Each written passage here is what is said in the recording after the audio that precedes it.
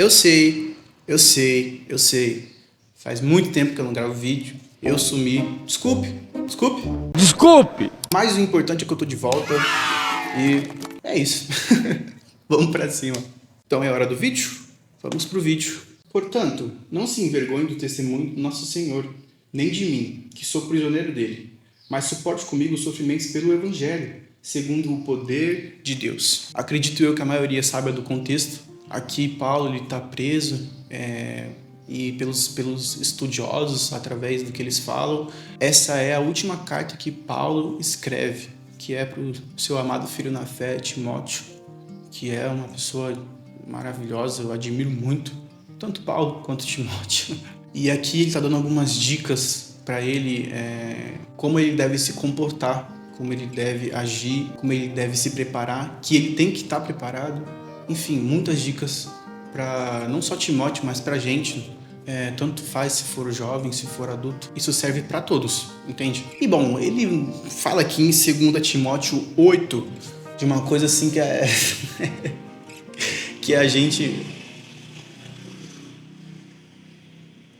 É padrão, cara. Tem que ter moto, carro, passar. Que nós, cristãos, temos que estar preparados para uma coisa. Porque tem gente que acha que isso não existe.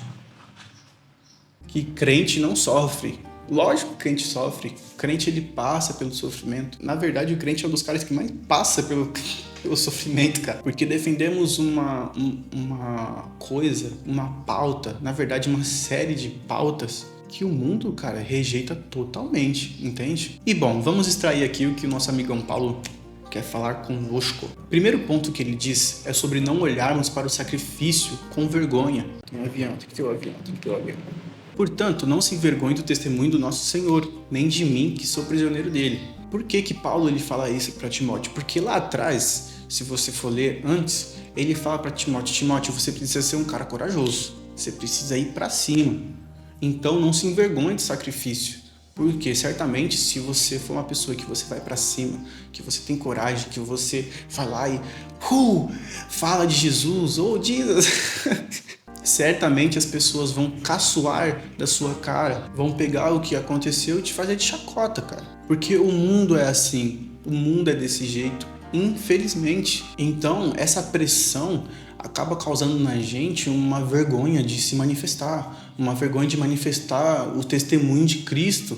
E é uma coisa que para nós é um mandamento, ir para todo mundo e pregar o Evangelho. E a gente tem medo. Não medo, mas vergonha. A gente tem vergonha de falar de Jesus para uma pessoa. Tudo porque a gente tem medo do que a pessoa vai achar de nós. Então, o que basicamente Paulo diz é: cara, cria vergonha na sua cara, você é um conhecedor da verdade, vai para cima, sem vergonha e sem medo do que vão achar de você, entendeu? Mas suporte comigo os sofrimentos pelo Evangelho. Por que suportar comigo os sofrimentos pelo Evangelho? Primeiro, a gente escolheu sofrer lá no início de tudo, cara. Lá no Éden, a gente já escolheu sofrer. Quando a gente comeu o fruto do conhecimento do bem e do mal. Mas não é nem desse tipo de sofrimento, basicamente, o que Paulo está dizendo. Ele está falando sobre o sofrimento pelo Evangelho. Que aí é que entra. Nando, por que a gente sofre?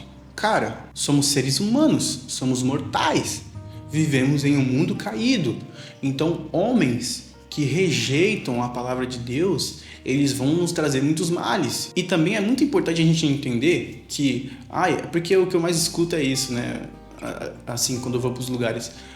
tudo é levantamento do inimigo, tudo é levantamento do inimigo. Às vezes não. Às vezes é porque o homem mesmo corrompido pelo inimigo, sim, claro, eu tenho total noção disso, vai lá e faz coisas muito ruins. Principalmente a nós cristãos. E nessa brincadeira acontece o quê? Perseguição, prisão, opressão e uma série de coisas. Então, quando Paulo fala do sofrimento, ele está falando basicamente sobre isso, sobre a perseguição, sobre a opressão, sobre a caçoação, a zoação que você vai ter. Então, Timóteo, não tenha vergonha do testemunho de Jesus, porque isso vai acontecer. Então Paulo ele não está só dando dicas, mas como ele está preparando Timóteo e a gente para isso. E por que os homens que estão perdidos, por que o inimigo se levanta? Porque a palavra de Deus é confrontadora. Uma vez eu estava num trabalho, eu já não trabalho mais nesse lugar, mas lá eu tinha uma chefe que ela me falou uma coisa que é verdade. O confrontamento gera mudança. E é isso que a palavra de Deus faz. Ela muda, ela não só muda, mas ela transforma uma pessoa através do confrontamento. Confrontamento contra quem? Principados, potestades, contra a nossa carne, contra o pecado, contra o homem caído. Então é por isso que tem pessoas que vão lhe causar muitos males. Muitos males. Eu não estou falando só de gente que está aí no mundo perdido, mas eu também estou falando de pessoas de dentro da igreja. Existe sim, isso pode acontecer, porque a igreja é formada por homens falhos, por seres humanos falhos. Então, Timóteo, suporte comigo os sofrimentos pelo evangelho. E infelizmente, ainda existem os fariseus. A única diferença é a época que a gente vive. E sim, é difícil entender tudo isso porque somos seres humanos. Nós temos vontade de viver nossas vidas, cara. Não só a nossa vida espiritual, não só a nossa vida com Cristo, mas também a nossa vida natural de ser humano.